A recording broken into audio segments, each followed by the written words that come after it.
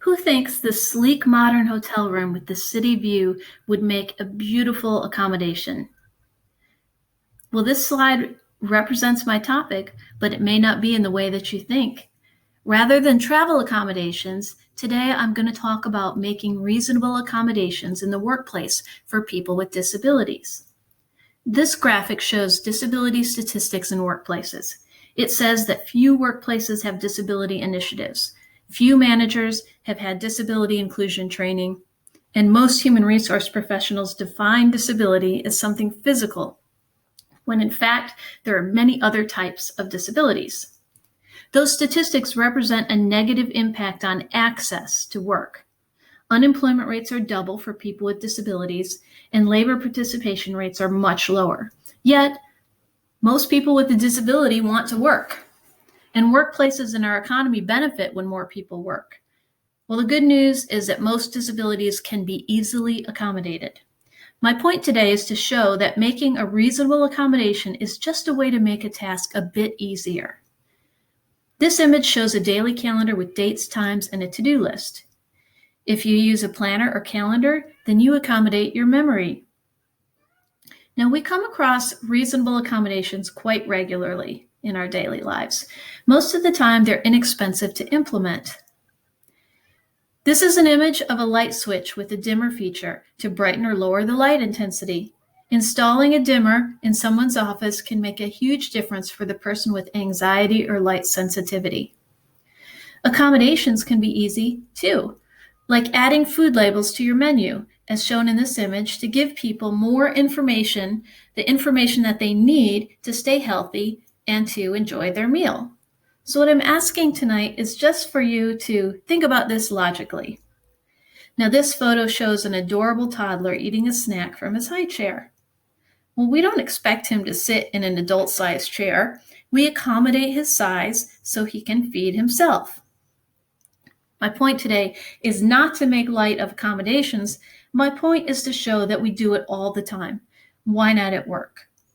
But it's the biased and rigid thinking that gets in our way a lot, making us believe that people with disabilities can't do this or they can't do that.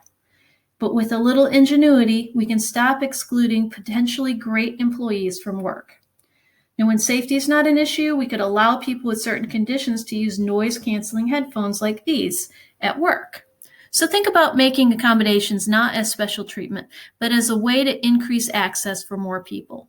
Now, this photo shows people working at a cafe. Now, for me, I work alone, but I get depressed when I feel isolated. So I accommodate that by working around other people.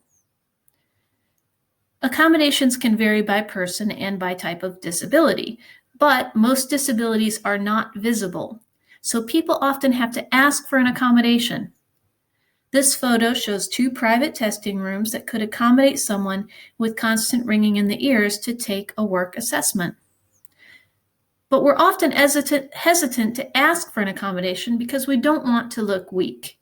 And we are often hesitant to give an accommodation because we're trying to be fair.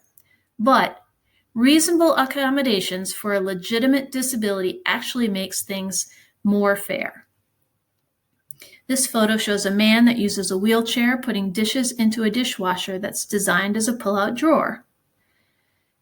I ask us to use our heads to make things easier, to view accommodations as opportunities for problem solving, to enable more people to be independent and productive.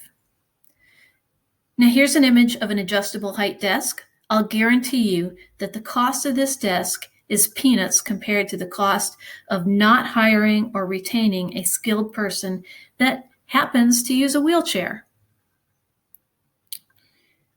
Well, human beings are really clever. We can come up with all kinds of great ideas to make life easier for us. So check out this photo of a portable daily pill dispenser that's also a water bottle. The designers added Braille to the Monday through Sunday labels, making the design more accessible. Now, as I said, human beings are very clever, but also so are dogs.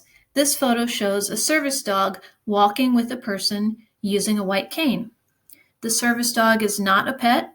The service dog is working, and it's a great example of ingenuity. So Let's set aside the bias and that tendency to be skeptical or think of accommodations as inconveniences or too expensive when they're truly needed. The poster in this image explains how to design websites so that users with dyslexia can more easily navigate them. When accommodations while they can take some time to understand, the effort is really worth it.